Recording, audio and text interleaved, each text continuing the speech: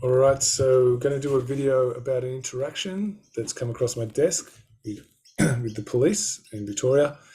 And so this what we've got up on screen here. It's going to be, I guess, delivered in real time. So we're going to see how it works. So all this stuff we've been talking about before about the duality of us versus them and that chronic imbalance that has to exist in somebody's consciousness in order for them to pursue this idea that there's an us and a them. So that right brain dominant blind belief that they just follow everything they're told and believe it without even questioning it. And then they go act it out without even caring, right? So this actually gets displayed in real time.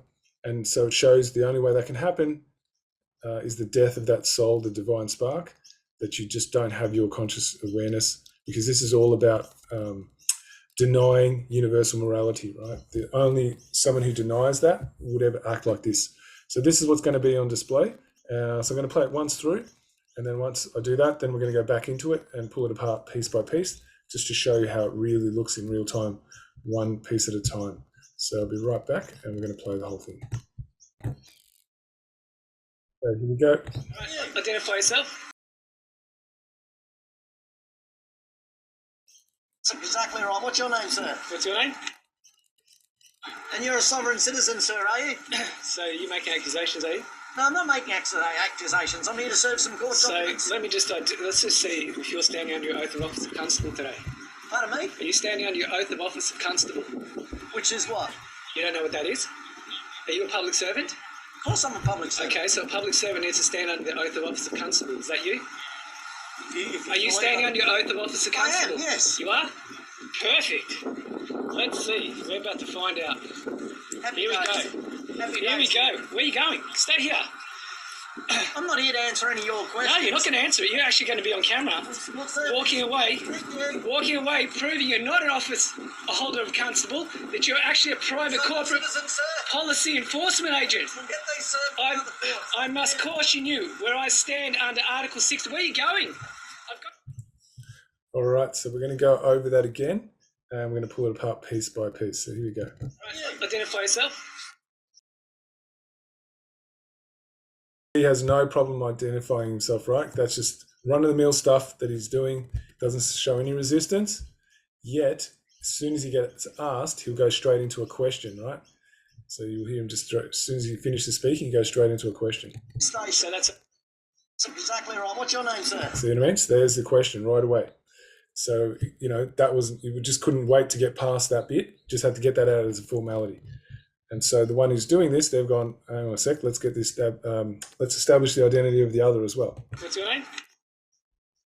And you're a sovereign citizen, sir, are you? Now see what happened there? He went from someone who's meant to be a constable, who's meant to welcome questions, straight into an accusation. Right? So the only reason you would ever go straight into an accusation is if you felt under threat, if you had to assert some kind of dominance. Also, what does sovereign citizen mean to these guys, right? They've been trained that it means domestic terrorist. And if someone's a domestic terrorist, that means that they're belligerent. And when they assess you as being belligerent, that means that they have license to actually commit violence against you. So that's what they're trying to do, is trying to set that up. You know, like really, who would really answer that question and say they are? Right? But that's what he's trying to set up. See, that's the way they've been trained. You can see the programming, right? As soon as anyone questions them, like seriously, by just asking the straightforward question to identify their identity, all of a sudden that makes you a domestic terrorist. Like, can you imagine how who would accept that at all? You know, because if you're a constable, it means you're an employee, and you're now saying that you're above being questioned by your employer. That's what you're saying by what he's just done. Now imagine anyone in their job during the day, you know, if their employer asks them a question, if they start setting it up so the employer, something's the matter with them, they're mentally deficient for asking them that, how long would they last? Well, see, if they were a true public servant, that question would never be asked. They'd be welcoming the question to prove that they do have authority. But he doesn't do that, right? So there's your first giveaway about how he's setting it up, that he is the one who's the dominator. You know, this has got nothing to do with service, but he still has to, you know, masquerade like it is. And what that means is that he's actually got a foot in each camp, right? So he's got two masters here. He has to pretend he's a constable while he's truly actually working for a private corporation, which is all about harvest and plunder and domination, right?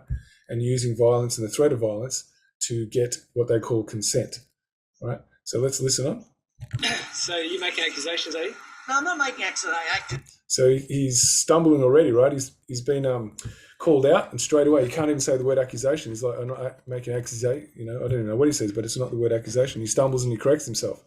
Right? So this is someone whose thin veneer is peeling off very rapidly because they're not used to being challenged in a way where there is someone who knows the law better than they do. This is where they start to really come undone. So let's listen on. I'm here to serve some court documents. So he says he's here to serve some court documents. Now, if that was a legitimate court, not a fake one, right? Why did he leave before? So we're going to go into why he left. So here we go. Let's just see if you're standing under your oath of office of constable today. Pardon me? Are you standing up? You see that? First thing he says is, pardon me. So what does that mean? Is that avoidance? Did he not hear that clearly? Or is he just surprised that he's having that question for the first time? Either way, this is not someone, if you look at his face, who's really curious to understand. It's more like, how dare you ask me? Like, who would dare say such a thing? You're not allowed to ask these questions. He's got that look of, real defensive aggression on his face.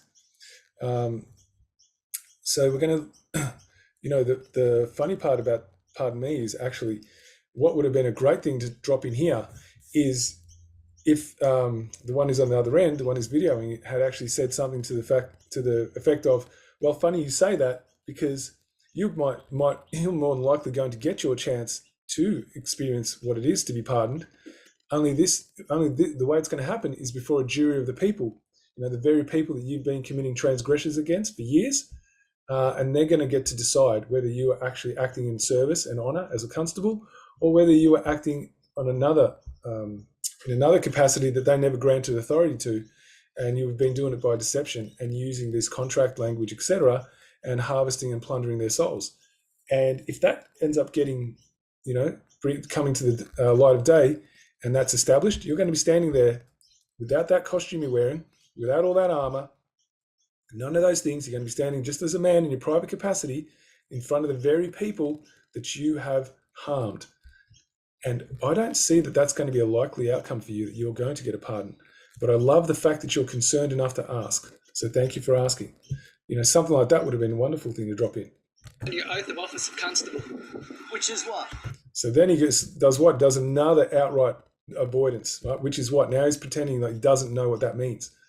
So they need to take an oath, as part of the academy training. So now he's going to say he's never done that, knows nothing about it. I'm pretty confident they don't go over it after that. It's just a formality they have to get past. Yet they would still know what one is. But look what he's doing.